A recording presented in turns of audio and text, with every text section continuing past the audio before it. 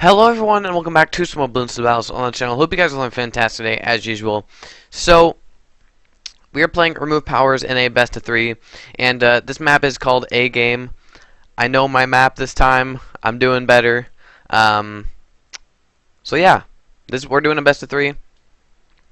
I decided to use Spike Factory, Tack Shooter, and Sniper, which after actually using this, I've kind of figured out a strategy I think I'm going to use a lot more often. Actually, no, I'm going to use a lot more often, which is Mortar Tack Shooter Farm.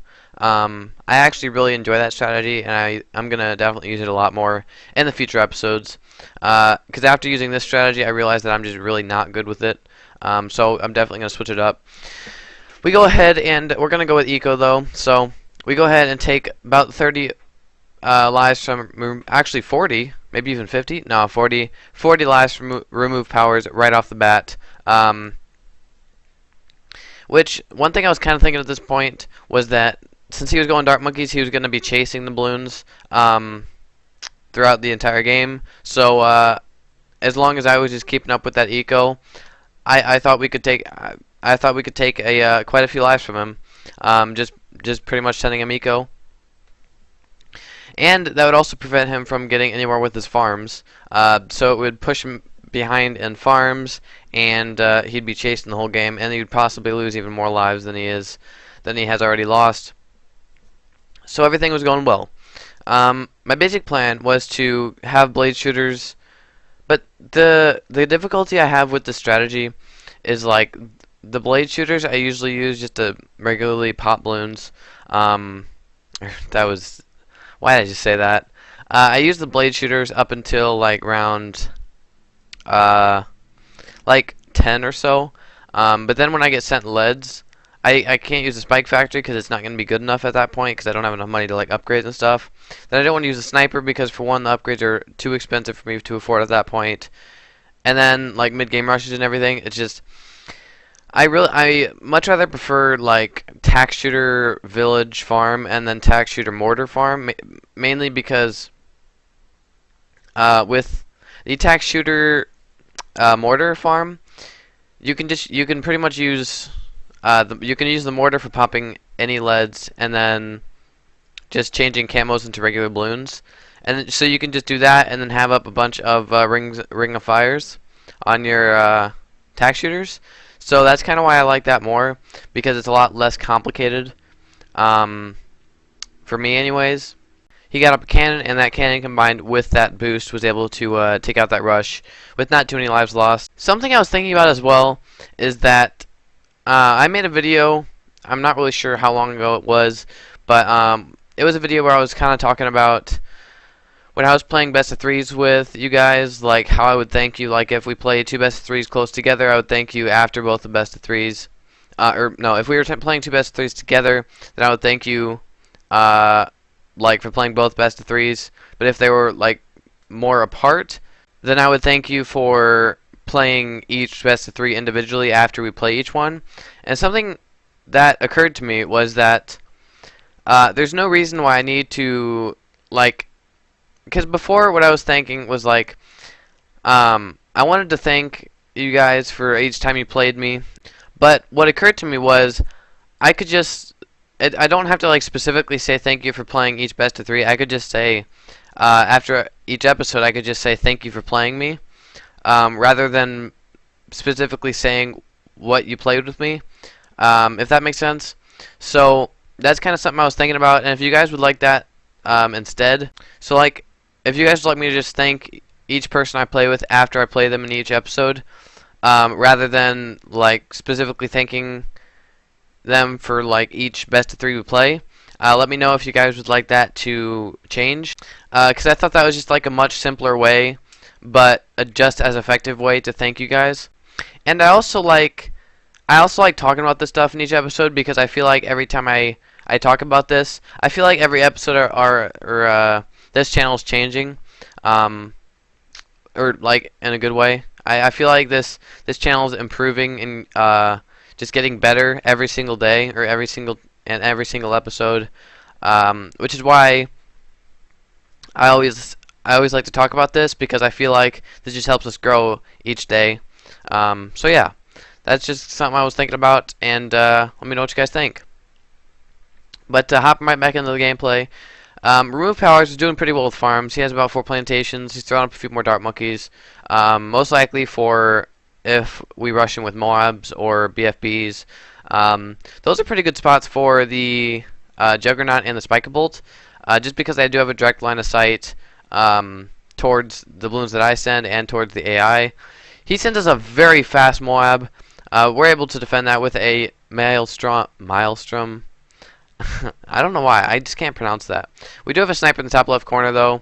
We was able to take out that leads, and we did take out that leads. Take out those leads, and I do put another sniper in the bottom left-hand corner. A little more obvious than the other one, just because I was kind of terrified that those AI Bloons would take us out, and I did not want to lose to AI Bloons. So yeah, pretty much. I don't really know. I'm trying to think about a few things. I do really like, I know I've said this before, but I do really like how you can see how much money and eco each person has. We were doing terribly on eco, but that was because RemovePowers was doing so well with his rushes that we just couldn't find time to eco. I just had to keep trying to defend rushes.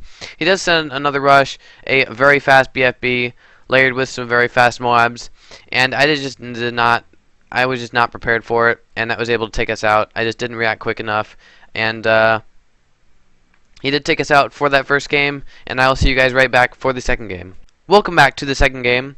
For this map, we got Battle River. The towers that I went with were Ninja, Ice, and Sub. I got the Wizard as a fourth, which was actually a pretty good fourth. And the towers that RemovePowers went with was, I always get confused by like the different sides because I think they're swapped. What I mean by that is, like, on the left side, the 3 towers, or starting from the left, the 3 towers are the ones I picked, and I'm pretty sure on the right, starting from the right, those 3 towers are the ones you picked, if that makes sense. So every time I play on this map, I go with Ice, Ninja, and Sub, but every time I go with that strategy, I play horribly, which is why I'm using it more, because I'm trying to get better at it.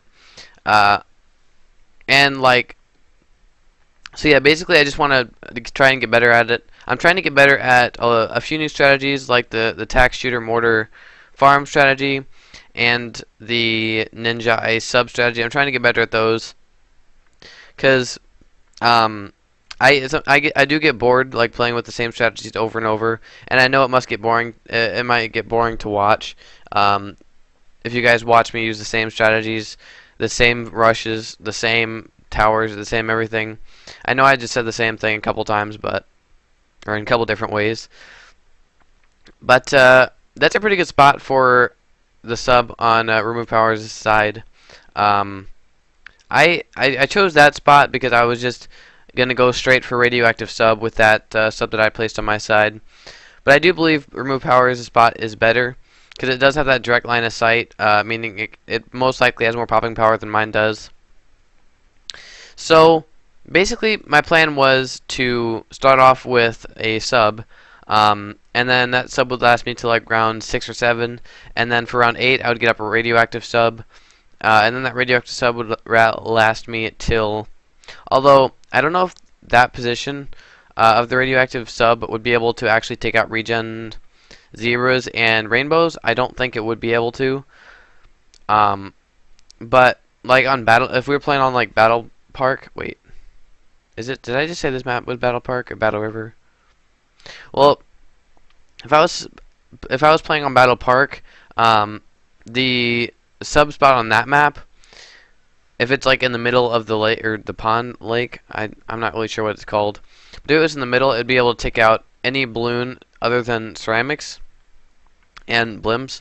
But this spot I do not believe can actually take out regen zebras and regen rainbows, but it can take out probably up to pinks, I would say, if not yellows.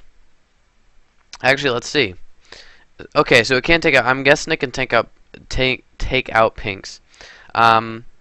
So I mean, the plan wouldn't really work then. I would have to get up more burst darts. Like maybe I don't know. I don't know how many burst stars it would take. Maybe like 2 for around like 12 or 13. And then I would get up Arctic Wind. And then after I got up Arctic Wind, I'd be able to take out any balloon. That was actually a pretty good spot for Ice Tower because the Arctic Wind would catch like the whole outer ring of the spot where it's at. I hope that made sense what I just said, the outer ring. But like the loop, like the end of the loop, is what I meant. So RemovePowers is he throws down his bomb tower, and at this point in the game I'm a little confused. I'm not gonna lie, because I've never seen sub bomb. I don't think I've ever seen sub bomb tower before. So this was interesting. But my base plan was to get Arctic Wind up and running, and then I'd be able to defend any Bloons. And then for MOABs and BFBs and stuff, I would just pop up ninjas, Bloon Jutsus, and stuff like that. But the problem I always have with the strategy is that I don't eco enough. But then when I eco like constantly, I eco too much. So I'm not very good with eco. And I like using farms a lot more than I like ecoing. I don't know. The reason I like it a lot better or a lot more is because if I get rushed, then I can just sell the farms and upgrade. But with eco, you can't sell. You can sell your towers, but there's not really anything you can sell to build up more defense. You just have to make sure you have enough money to defend it, which is kind of the thing that throws me off with that. But RemovePowers gets his cannon upgraded, so he can stop any balloons, which I didn't even think of that. Now that I'm looking at it, Bomb Tower Radioactive Sub is that's like a really good combo, because the Radioactive Sub changes all the camo balloons into regular balloons, and then the cannon just freezes them in their tracks.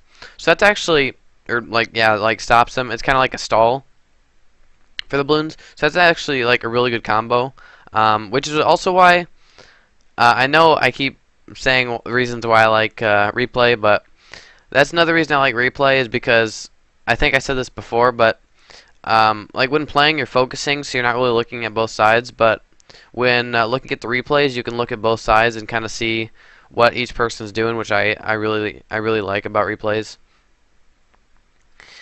So he's starting to get up his ninjas because it is round 18 and MOABs and BFBs are coming. So I go ahead and slow down this very fast MOAB that's sent by RemovePowers. I do go ahead and slow it down twice with the ninja and the ice tower. So it's about 75% slowed down, and it's still going fast. That MOAB boost was insane. So I go ahead and pop a Bloon Jutsu, and then I go ahead and get up Arctic Wind at the end, which I didn't need at this point, but we go ahead and Glue Storm it. Slow down these balloons a bit more. Then I'm about to go ahead and pop up the Radioactive Sub, which I do. And in that Glue Storm, I was kind of hoping to just hold all the balloons in place till I get up the Radioactive Sub. And then I was able to defend that MOAB with the Radioactive Sub. That was a really fast MOAB. That's the fastest MOAB I think I've ever seen. So that was crazy. But he goes ahead and does a secondary rush with a BFB and a MOAB. At this point, I don't have very much money. I have about 8k with 600 eco. So I pop up Bloon Jutsu, and this MOAB is again really fast. So I go ahead and boost. I know, did I boost? I don't think I boosted actually. I got up a Tornado Wizard at the end to get all those balloons right back to the start. But there's nothing I can do at this point, and I just go ahead and say well done to RemovePowers in this best of 3. We have not yet played a second best of 3, so thank you RemovePowers for playing me in this best of 3. If you guys would like to play with me, just let me know in the comment section below, and I'll be sure to get to each and every comment as soon as I possibly can. But hope you guys did enjoy. Thank you so much for watching, and as always, I'll see all you beautiful people in the next episode.